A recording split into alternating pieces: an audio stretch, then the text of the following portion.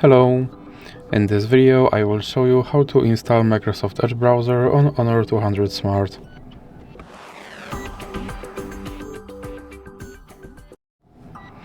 So you have to start by opening your Google Play Store, then click on search bar and type in Edge.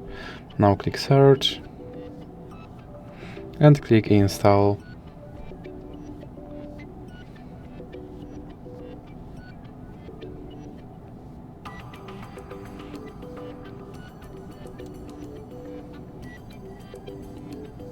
Then click open.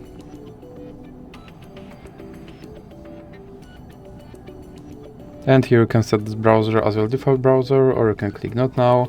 And now you have to click confirm. And as you can see, my Microsoft Edge browser is now installed and is ready to use.